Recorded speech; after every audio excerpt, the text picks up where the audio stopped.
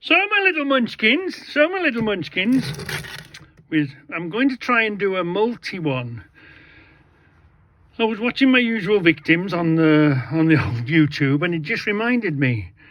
I was looking at this valve cotter pins in a valve head. You put that on the head, you compress the valve, and then it would release the cotter pins from inside the valve. So anyway, do you see this one? This is a Sykes Picavant, made in England. So fine, the manufacturer has put his name on it and he's told him what country it's made in.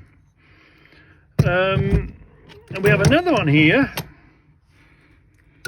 And the only markings on this one that it shows is made in England. So okay, if you don't want to put your name on it, made in England. So is that a marketing ploy, or why wouldn't you put your name on it?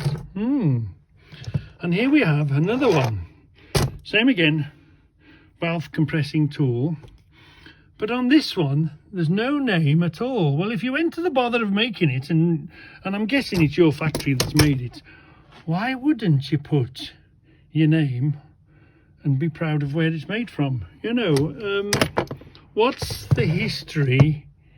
I asked myself the question, what is the history of putting your name on it and putting where it's made?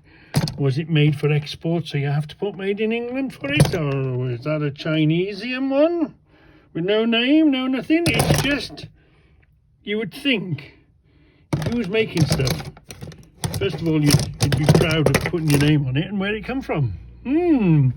Just that question. Anyway, so now we're doing a multi one, and now this one's interesting. Keep it out. So we know what we've seen bolt snatchers. Well, have we seen this one? This one is a cable cutter. So if you catch somebody trying to thieve something out of your workshop, you don't need to make a mess and cut his fingers off with that one. You can get one of these ones, look, and it'll just snap it. This is for going through cable, this is. I didn't know they even existed until I found one. Anyway, so we'll talk a bit about security. And did you realise your security is real enough? Hold on. Right, I'm going to put that there and hope that it does the trick. Yeah, that's it. Keep an eye on that lock. Keep an eye on that. Now this is a lock I've had here a long time, and I've lost the key. So you think you'd look at that, wouldn't you? And you'd get the measure and you'd measure it. It's 3 inches. Can you see? It's 3 inches, and it's it's a substantial looking lock, isn't it? It is. It's locked. But what I wanted to show you.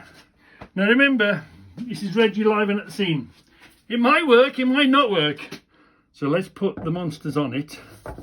Ooh. Let's see if we can get through it. Let's just see if we can get through it. It's a hell of a squeeze. Here we go. Oh yeah, that's going to go through there fairly easily, I think. Come on. Bit more. Hold on the belly and squeeze. Maybe not then. Go on. Yeah. Oh, look at that. So you think your lock is good and you think the security is good, but actually it's not, because we're going to have another go at that. Let's just have another bite. Let's have another bite. Can't quite get it in. Hold on. That's got it. Right. So we're going to have another go at this. Hold on. Oh, goddamn son of a bitch. Right. So anyway, so if you've bought a lock, where is it? Where's the other bit? If you bought a lock and you think it's the dog status of a lock, it isn't. They're not as strong as they make out to be. Because I lost a lock once and I had to cut through it, and I used them cutters on it and it cut through it. So it's a bit of a swizz. So anything smaller, or so don't think that you're really secure when you've got quite a big lock on it, because Reggie can come along with his snippers and cut through them. I hope that entertained you. Anyway, I'm knackered now.